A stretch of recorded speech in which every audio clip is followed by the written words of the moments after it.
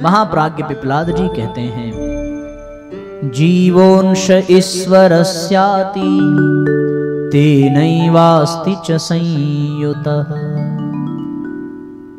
श्रेष्ठ मार्गे प्रयातुं चेद याचते शक्ति में सतो।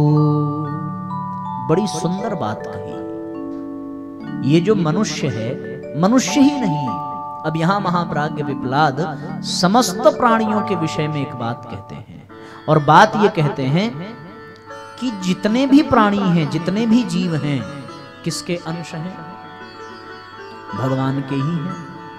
ईश्वर अंश जीव अविनाशी, चेतन अमल सहज सुख राशि। ईश्वर का ही अंश है जीव। जीवो ब्रह्मैव नापरः। ईश्वर का अंश वो जीव, तो उसके साथ जुड़ा हुआ भी है।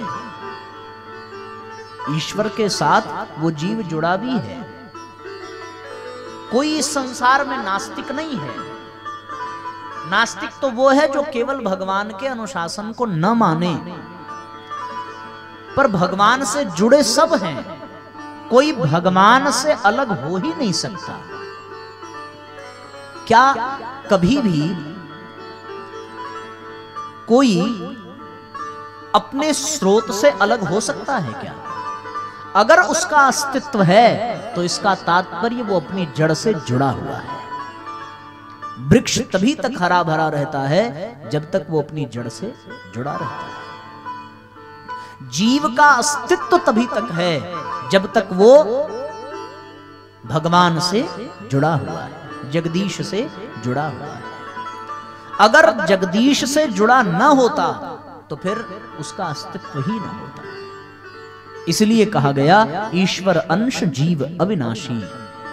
फिर श्रेष्ठता के मार्ग पर चलने के लिए उसी ईश्वर से शक्ति सामर्थ्य की कामना जीव को करनी पड़ती है, और श्रेष्ठता के मार्ग पर चलने के लिए फिर वह ईश्वर जीव को शक्ति सामर्थ्य भी प्रदान करता है। उस अनुग्रह को प्राप्त करके, उस अनुदान को प्राप्त करके व्यक्ति अनेकों सफलताओं का वर्ण करते हुए समर्थ बनता है और विभूतियों का अनुगमन करते हुए परम लक्ष्य तक पहुंच जाता है। सहयोग देते हैं भगवान। आप इस प्रकार से सोचें, समुद्र है, महासागर, और जो जल की बूंदें हैं वो जल की बूंदें महासागर का ही अंश हैं। वो जल की बूंदें सागर से जुड़ी रहती हैं, और अगर वो नहीं जुड़ी हैं तो ईश्वर जुड़ने में उनकी सहायता करता है। क्यों? क्योंकि उन जल की बूंदों का परम लक्ष्य क्या है? जल की बूंदों का परम लक्ष्य समुद्र ही है, सागर ही है। कारण क्या है? क्योंकि उनकी उत्पत्ति भी सागर से ही हुई है। जिस जल को हम यहां प्राप्त कर रहे हैं, ये जल भी समुद्र की ही देन है। सूर्य अपने प्रकाश, अपनी ऊर्जा से सागर के जल को वाष्पीकृत करके बादलों को प्रदान करता है। बादल उस जल को लाकर हमारे घर में बरसाते हैं। धरती उस जल को सोखती है और फिर पीने के लिए, जीवन के लिए हमें ही वो जल प्रदान करती है। वापस ये जल कभी सूर्य के माध्यम से, कभी नदियों के माध्यम से फिर से जाकर के उसी समुद्र में विलीन हो जाता है। उसी प्रकार जीव भी, और जीव का परम लक्ष्य परमात्मा ही है, ईश्वर ही है। उस परम लक्ष्य की ओर बढ़ने के लिए सहायता मांगने पर, सहयोग की अपेक्षा करने पर जीव को अनुदान और वरदान ईश्वर प्रदान करता है। बिना भगवान के अनुग्रह के, बिना भगवान की सहायता के किसी भी व्यक्ति का कल्याण संभव ही नहीं है। क्यों? क्योंकि सब उसी के अंश हैं, और कल्याण तभी किसी का हो सकता है जब उस परम लक्ष्य की प्राप्ति हो जाए। जब तक उस परम लक्ष्य की प्राप्ति नहीं हो जाती, तब तक जीव भटकता ही रहता है। और उसके इस कल्याण के लिए, यानी जब तक वो नर से नारायण न बन जाए, जब तक वो परम लक्ष्य को प्राप्त न कर ले, उस परम लक्ष्य को नर से नारायण बनने की प्रक्रिया में भी भगवान की सहायता की आवश्यकता पड़ती है। जैसे ध्रुव को उनकी सौतेली माता ने हाथ पकड़ करके गोद से झटक दिया। सगी माता ने बताया कि पिता की गोद कौन सी बड़ी बात है, एक राज्य का राजा बनना, राजगादी प्राप्त कर लेना कौन सी बड़ी उपलब्धि है ध्रुव। तुम तो अपने बाप, अपने दादा के पद चिन्हों पर चलो, अपने परदादा के पद चिन्हों पर चलो। सुनीति ने कहा ध्रुव के पिता कौन? उत्तानपाद। उत्तानपाद के पिता कौन? महाराज मनु। और मनु के पिता कौन? स्वयं ब्रह्मा जी। सुनीति ने कहा कि तुम्हारे जो प्रपितामह हैं, यानी स्वयं ब्रह्मा जी, उन्होंने उस परम सत्ता की अभ्यर्थना की, उनकी प्रार्थना की और उनको ब्रह्म पद की प्राप्ति हुई। क्या तुम्हारे पिता की राजगद्दी उस ब्रह्म पद से ऊंची है क्या? नहीं। और तुम्हारे दादा महाराज मनु ने भी अपना सब कुछ त्याग करके वन में जाकर के उसी भगवान की आराधना की, और उन्हीं की आराधना करते करते वो उनके जैसे हो गए और उन्हीं में विलीन हो गए। इसलिए तुम अपने दादा, अपने परदादा के पद चिन्हों पर चलो। और फिर वो ध्रुव अपनी माता की बात का अनुसरण करके भगवान को पाने के लिए निकल पड़ा। पूछा भगवान कहाँ मिलेंगे? माँ ने कहा भगवान तपस्या से मिलेंगे, भगवान साधना से मिलेंगे। कहाँ मिलेंगे? बोले इसके लिए वन में जाकर के तपस्या करनी पड़ेगी। तो ध्रुव छोटा सा 5 वर्ष का बालक, उसने अपने गृह का त्याग कर दिया, वन की ओर प्रस्थान किया। अब भगवान तो सर्वांतर्यामी हैं, भगवान तो सब कुछ देखने वाले हैं, हमारे भीतर क्या चल रहा है ये भी ईश्वर जानता है। जैसे ही ध्रुव के पांव वन की ओर बढ़े, भगवान ने सबसे पहले किसको भेजा? देवर्षि नारद को भेजा। और देवर्षि नारद ने ध्रुव को समझाया। ध्रुव से कहा देवर्षि नारद ने कि पुत्र कहां जा रहे हो? ध्रुव ने कहा कि भगवान को प्राप्त करने के लिए जा रहे हैं। कहां जाओगे? मां ने कहा है वन में जाओ, वन में जाने से ही तुम भगवान को प्राप्त करोगे।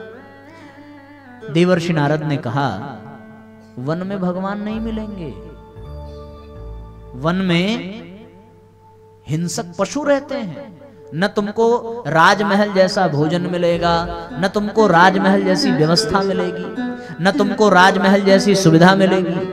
भगवान को आज तक किसी ने नहीं देखा, भगवान को कोई पा भी नहीं सकता। इतना सरल नहीं है भगवान को पा लेना, इतना सरल नहीं है भगवान का दर्शन कर लेना।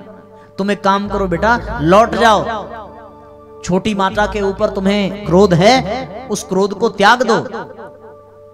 ध्रुव ने कहा कि देवर्षि नारद अब एक कदम आगे बढ़ चुके हैं, इसलिए अब ये पांव पीछे नहीं जा सकते। मेरी सौतेली माता ने भी कहा है कि यदि ये पद चाहिए तो जाकर भगवान से प्रार्थना कर, और मेरी माता ने भी कहा है कि इस पद से, इसकी अपेक्षा इससे भी ऊंचा पद तुझे मिलेगा यदि तूने भगवान को प्रसन्न कर लिया। आपके पास भगवान को पाने का कोई उपाय हो वो आप बताइए, वापस जाने के लिए हमसे मत कहिए। 5 वर्ष का बालक अगर ऐसा उत्तर दे रहा है तो देवर्षि नारद के भी रोंगटे खड़े हो गए।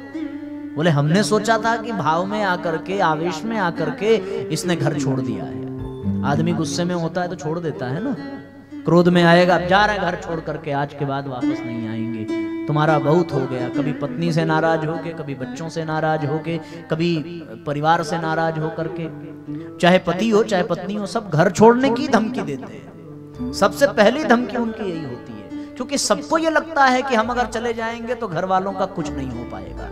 हम हैं तभी ये घर वालों की सुरक्षा है, तभी इनका जीवन है। ऐसा हर प्राणी इस भ्रम में एक एक दिन व्यतीत कर रहा है। उसे ये लगता है कि उसके ही कारण घर वालों का जीवन संभव है। इसलिए जब भी वो क्रोध में आता है तो सर्वप्रथम घर छोड़ने की ही बात करता है। जब देवर्षि नारद ने ये देखा कि ये आवेश में आकर के नहीं, भावना के आवेश में आकर के नहीं, दृढ़ निश्चय करके ये वन में आया है।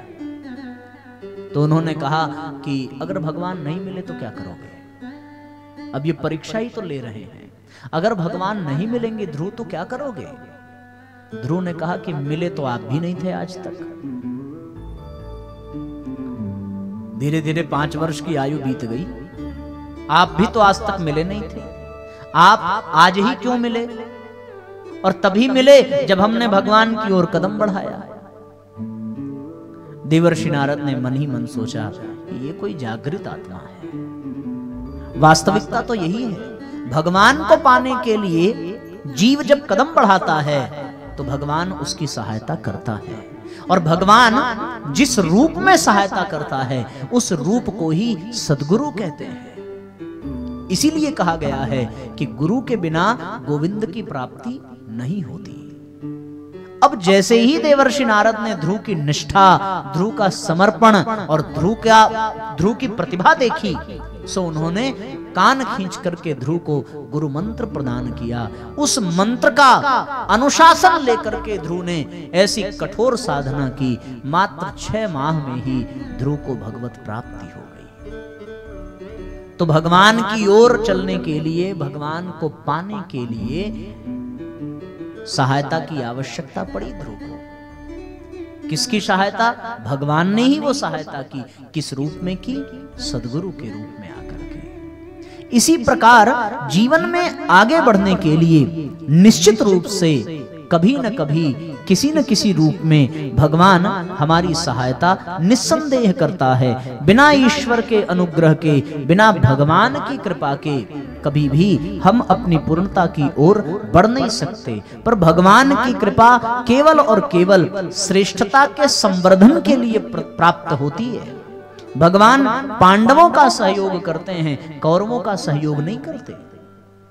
ये सृष्टि का विधान है, ये प्रभु का नियम बनाया गया है कि परमात्मा की कृपा, परमात्मा की करुणा केवल और केवल उनके लिए ही उपस्थित है जिनके जीवन में भगवान को प्राप्त करने की, यानी श्रेष्ठता का वर्ण करने की आकांक्षा जागृत होती है। सन्मार्ग पर चलने वाले को भगवान सहायता प्रदान करता है,